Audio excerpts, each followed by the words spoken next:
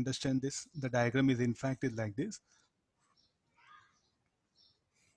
What we do is this, if I twist it, no, if I rotate this loop, if I twist it, I'll get this one. So in any unable to understand something, you purchase, you go for any hardware shop, ask them iron wire. For in building materials, we use that one. Iron, thin gauge iron wire, you call it. You purchase it, it'll be around 200 rupees. You'll get some almost uh, 10 feet. So take a piece of wire and construct a frame like this. You hold the right hand one, this one, and rotate it to 180 degree. The circuit will be like this. Or a jump. What is this here? It's a jump, that one. So first they'll give diagram like this in matchings. So this is twisted. This is rotated by 180 degree. It will appear like this. No. Okay.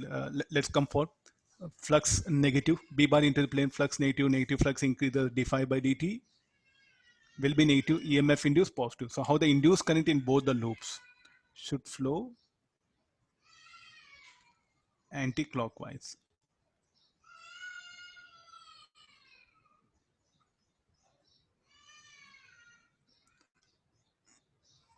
The induced current in both the loops should be anti-clockwise. Then, now what is resistance per unit length is telling lambda. So first we'll calculate the flux. So shall I replace here? There'll be a cell, and here also one cell which will push that particular current. So what is I1 is equal to E1 into resistance. Resistance will be lambda 4A. What is I2 equal to? E2 into lambda into 4B. What is E1? So some correction is there. I'll make it.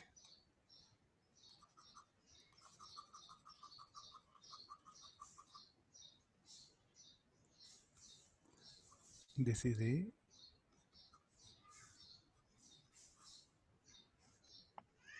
The side length of the loops are A given. So 4 lambda A, this will be E2 equal 4 lambda B. What is next? E1?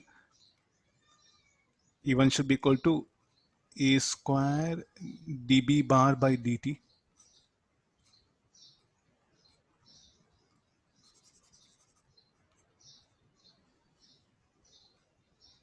And what should be, this should be equal to B square dB by dt. Faraday's law, area of cross section of loop is constant, but B bar linking the loop is varying. So dB bar by dt. So this should be equal to B naught. So A square B naught 4 lambda A. B square B naught 4 lambda B. So what is the I1? I1 will be B naught A by 4 lambda.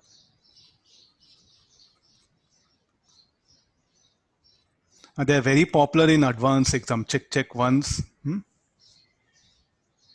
So which current will be greater? A is greater than B naught. So therefore I1 should be greater than I2.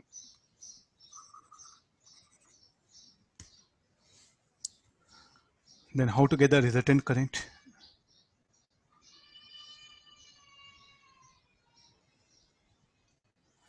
I did like this. You can also go for resultant circuit here.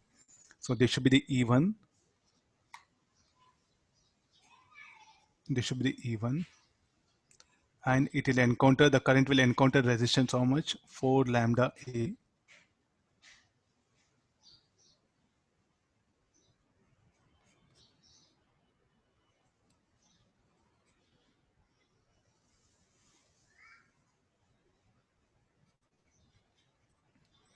Tell me, like, I did some mathematics. Is it correct?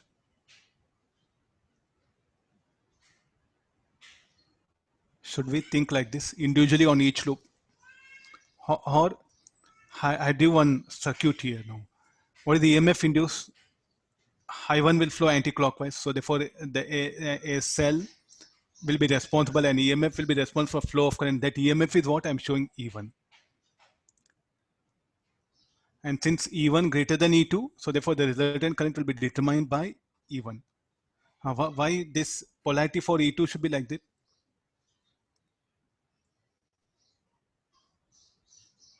Anti-clockwise, no? But you see the current I2, this current I2 will oppose I1. Look at the things. The current I2 in the loop is such that it will try to oppose I1. So therefore, we have to show the polarity like this here. So is it fine, justified, solving like this, and I1 minus I2 shall I take, or shall I do by this method? Let me solve by circuit method. We'll see what will get answered. Then we'll verify it. So what is I is equal to E1 minus E2 4 lambda A plus 4 lambda B. What is E1? E1 alone we know it should be A square B naught. B square B naught. 4 lambda A plus B. So this should be equal to B naught A square minus B square by 4 lambda A plus B. B naught A minus B 4 lambda.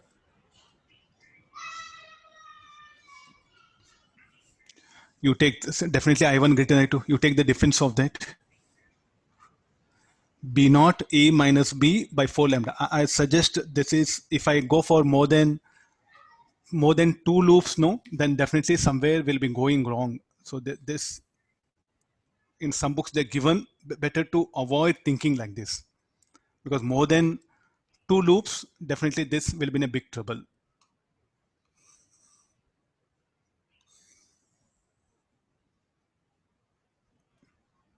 We can't generalize it. So just, or at least you can tell E1. What is E1? E1 should be A square dB by dt. What is E2? A square B square.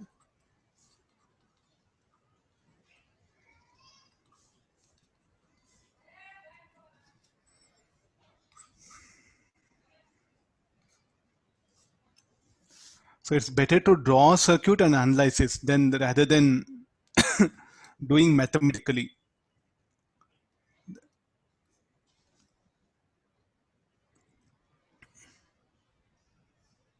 Okay, follow this point, because if I bring one more loop, no, so it's better to go for circuit method. So like this, we do have problems where more than 2 loops are there. So this is what the books, they suggested. Some books, what earlier I did, they went like this. So that is not advisable. Applicable, it is applicable only in few cases. So this is a generalized method is what I'm proposing.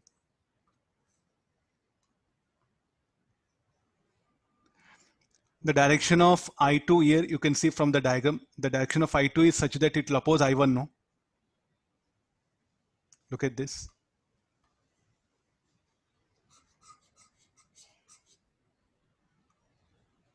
Okay.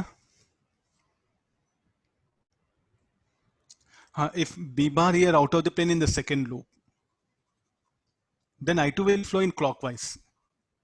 Then I2 will support I1. Then you have to reverse the polarity here. Just do make observations. Now some moving structures nearby.